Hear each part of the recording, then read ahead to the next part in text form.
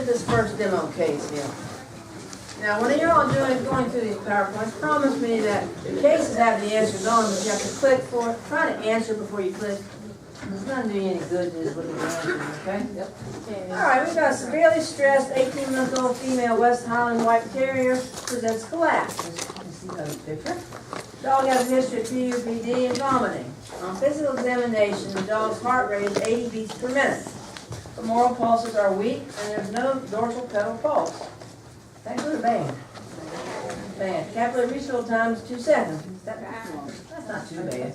Less than 2 is usually all right. The mucous membranes are gray. What about that? So what do we got? Cyanosis. Cyanotic here. And she's estimated to be 12% dehydrated. You think that's a pretty bad degree of dehydration?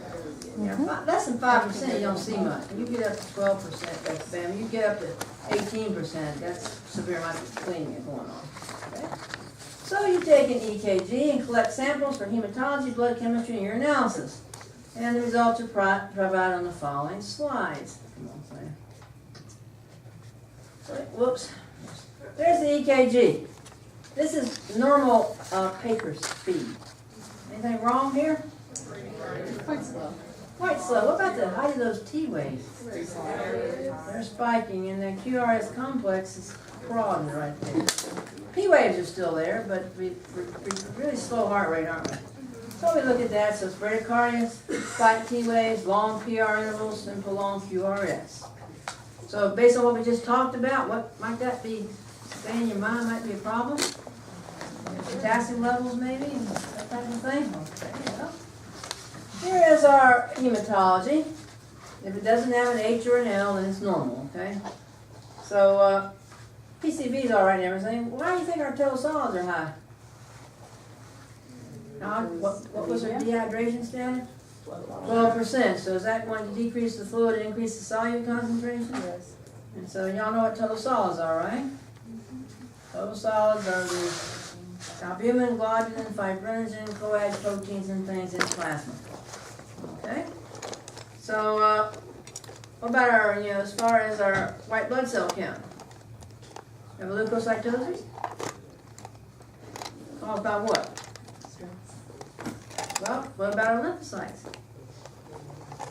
Normal. Normal. What about our eosinophils? Normal. They're normal. Does that rule out stress, or does that rule out an animal that cannot react normally to stress?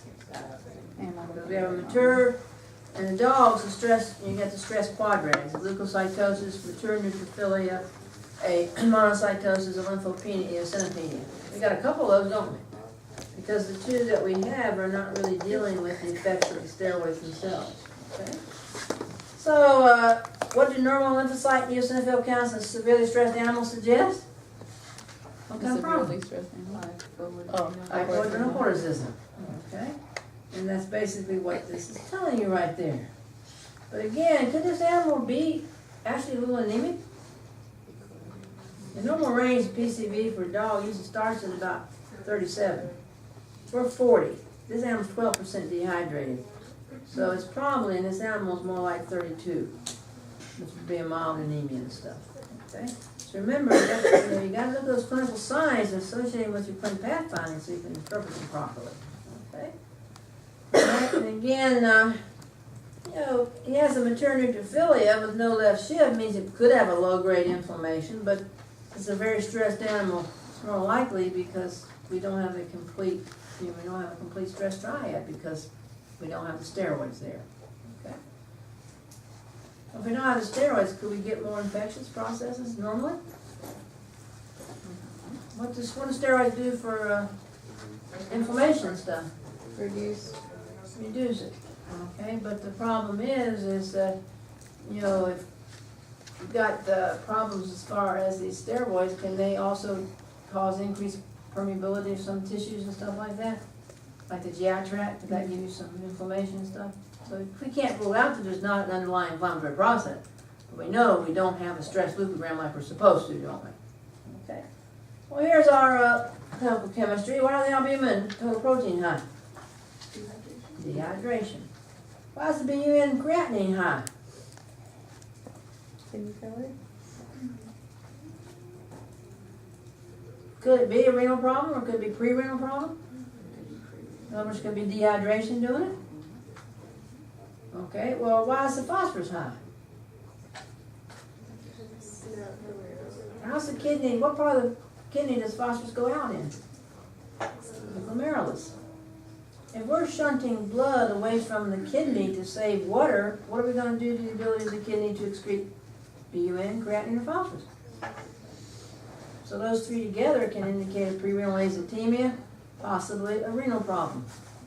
So we have to look at your analysis to defend that.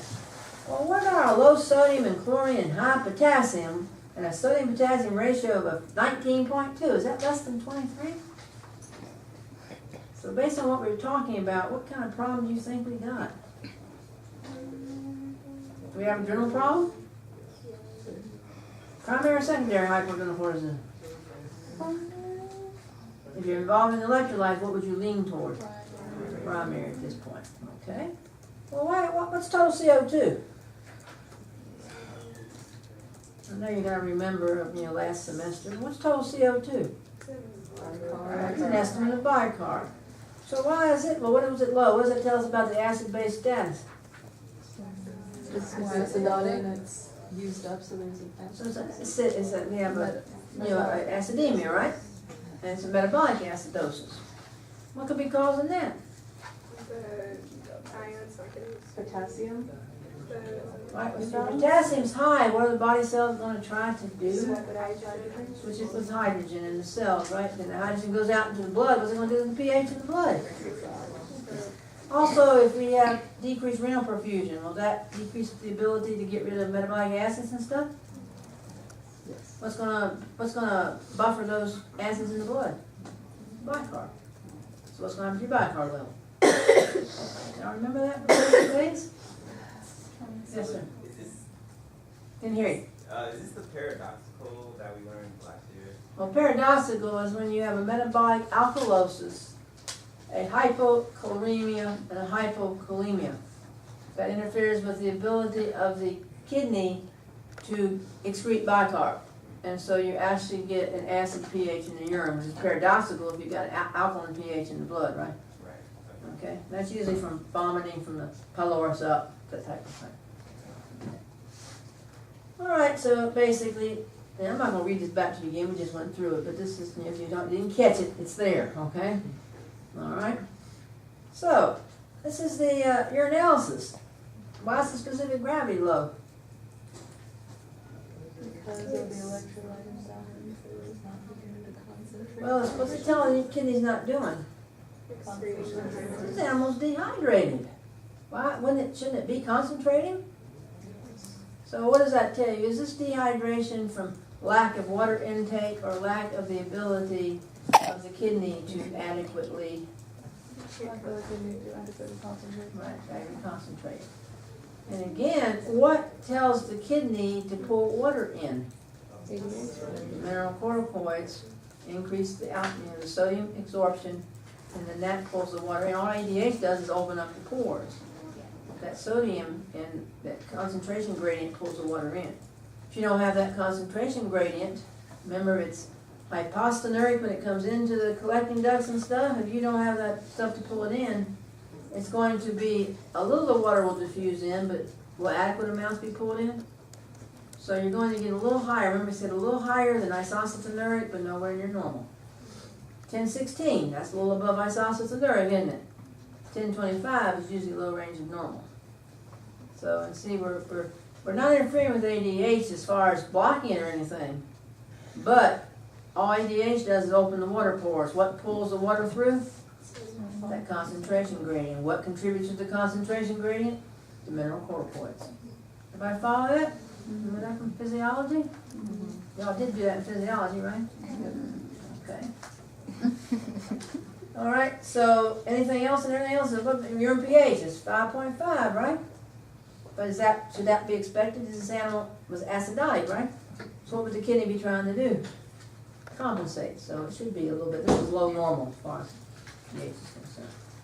And that basically is going in there. Okay, and that explains what we just said if y'all didn't catch it, okay? All right, well, From all the information you have so far, you make a tentative diagnosis of hypoadrenal cortisol. You all agree with that? Do we have sound basis for that? Well, you measure resting blood cortisol levels and do an ACTH response test in the dog with the following results. Resting cortisol is 0.8. We don't do anything else. It's below normal, right? Remember, resting levels don't tell us that much. They can cause us to suspect, but remember they do this, and you may have a normal range, but do all animals read the book? So there may be a few points off in each direction. So, what happened after we gave ACTH? Remember, in a normal animal, it should go up to 3 to 4 times, up to 5 times the normal resting level. What did it do? Not much. That went up a whole 0.1, right? So, what does this confirm? We do have hypoadrenal cortisol, don't we? Okay. So that's what they're saying, is that indicates an inadequate response to ACTH stimulation due to hypoadrenal cortisol. Okay. Now, based upon all the results obtained in this case, what is the definitive diagnosis? So, If there's a, yes. Primary and Addison's the same thing. Okay, Addison's is the common name because some physician named Addison discovered it first case, you know. And humans like to name things after them when they discover. Veterinarians most often name them after the mechanisms, but some people get carried away. Okay.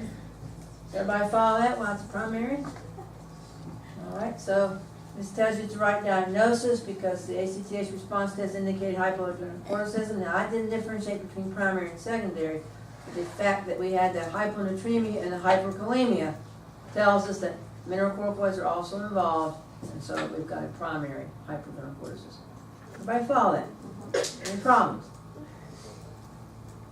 All right, well, which of the following would be most appropriate for the long-term management of this dog's condition? Very important. Why not myostatin OPDDD? Again, that's for hyperadrenal cortisol. That's going to wipe out any adrenal cells you got left, right? So we don't want to use that. Cyproheptadine and cortisol, GDAVP, those are things for ADH problems. Could you go over the OPDDD thing again? That is myostatin OPDDD. Myostatin is also used for hyperendocrine problems because it destroys target tissue. So, you know, if you've got something that's causing hypersecretion and you wipe out the number of cells there that are hypersecreting, what are you going to do to the levels? Will decrease. For secondary hypoadrenal cortisol, would you see a decrease in cortisol levels when the adrenal gland atrophies? The question is, if for secondary, would you see a decrease in the cortisol level of the ACTH response? Yes. ACTH stim is the test to diagnose hypoadrenal cortisol, no matter what kind of use like that. Okay. What about when the adrenal atrophies? When the adrenal, that's going to tell you, because the adrenal, it's not going to tell you, it's going to tell you you have hypoadrenal cortisol. And then you can look at other things. You can do the endogenous ACTH levels, that type of thing. If they're high, then where's the problem? In the adrenal gland. If they're low, it could mean it started in adrenal and atrophied the pituitary. So there, but the treatment is going to be the same, so it's kind of incidental whether or not you figure out which one came first. Okay, so main treatment, as they say, is replacement for mineralocorticoids, and that's what Percortin 5 does, or Percortin B. I prefer 5, but I don't know if that's a rubber difference, okay? Or I could ask you to realize it's desoxycorticosteroid pivalate, have you spell that on the exam. Take off. How much does Dr. Tippett take off for spelling? I can't remember. No, that's good. See, my problem was I'm not a very good speller, so I feel guilty if I, you know, take it against students who can't spell very well either. As long as I can figure out what the word's trying to be. You know, there are exceptions, you know.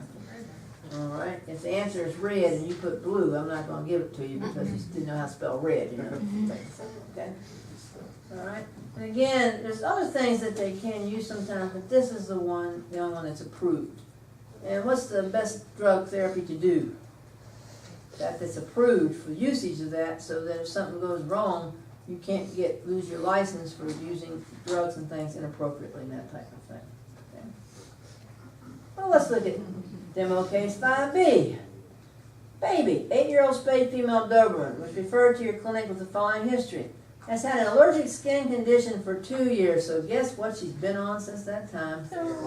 She's been treated with corticosteroids continually for the last year. Now urinates large quantities frequently and drinks a lot of water. Skin's not itching now, but it is very dry. The patient was seen at another veterinary hospital, and abnormal liver tests were noted on the biochemical profile.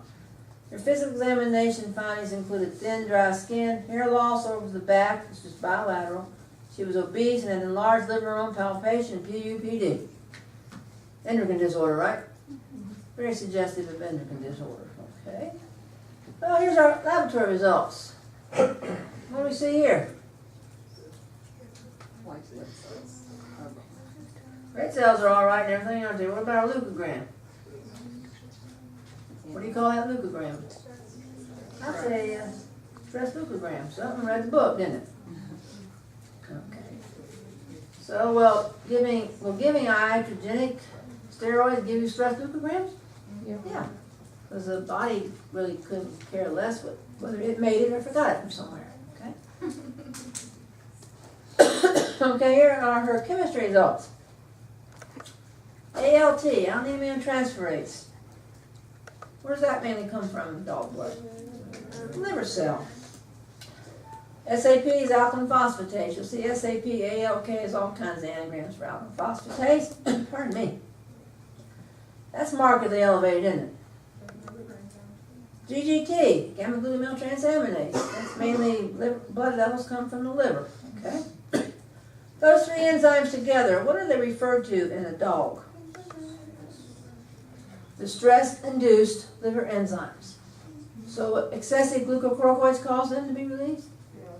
Yes. Okay. But they're getting up there a little bit. That SAP and output, that's pretty severe elevations. So could we have gone beyond the waves of just induction and now we're getting some liver pathology? So let's look at our liver. Cholesterol, 687. Why do you think cholesterol is so high? Why do they call them glucocorticoids?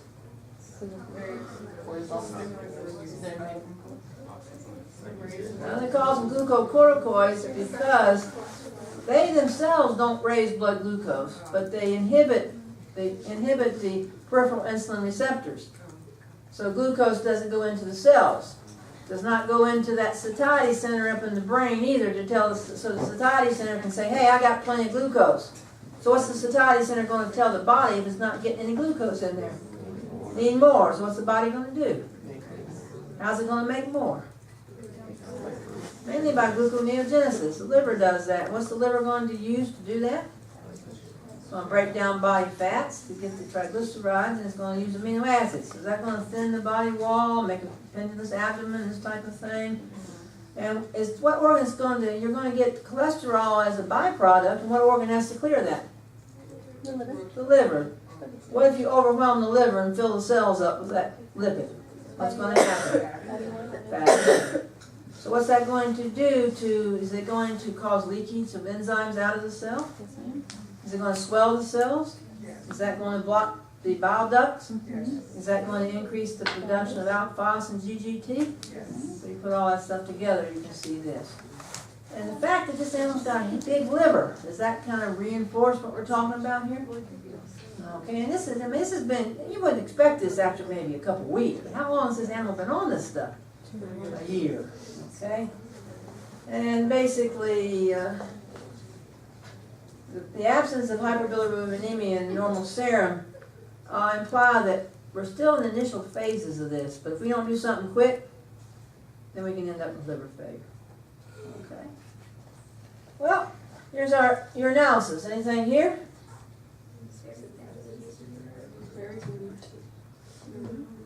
Very dilute urine, don't we? And why is the urine specific gravity so low? I'll tell you in here. Indicating the inability of the tubules to absorb water. Basically, the elevated glucocorticoid levels in the dog because of the iatrogenic administration caused interference with the ADH receptors in the distal convoluted tubules. So in other words, hyperadrenocorticism causes inhibition of those ADH receptors. And what did the other veterinarian induce in this dog? initially hypergenocorticism, didn't it? And so that blocked those receptors. And so what's the kidney not able to do? Concentrate the urine.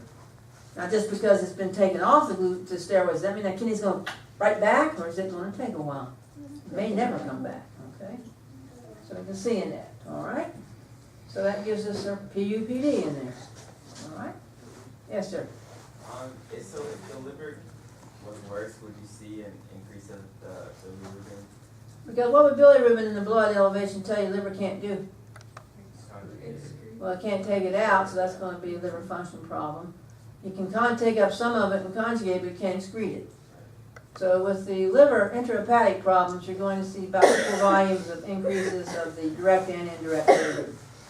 Now, y'all will get this stuff next semester in Clin Path. That's when y'all see why I wanted them to put Clin Path first semester and endocrinology the second semester. Instead, they put Clin Path first semester and just took out endocrinology. So. What? They removed endocrinology from the curriculum. That's why tomorrow morning at 8 o'clock I have to teach endocrinology to the and physiology to the first year students. They took it out. So they're telling y'all what we're going over this year, right? This semester, I got to put all this information in 8 lecture hours. So you see, I can cut out a good bit of stuff, okay? No, thank you. That's not possible. Yeah, that's one of the things that the curriculum is not proving, though, but they should ask me. Prepare for that. Not our problem. It's not, it's not your problem, it's mine. First physiology class. So they're having phys and endocrine. Physiology is a part of physiology, but separate physiology course is going to be incorporated. But again, it's taking a 2 credit hour, 3 credit hour, 2 or 3 credits. I can't remember, 2 credit hour course into a 8-hour period, hours period. So you can see, I'm trying to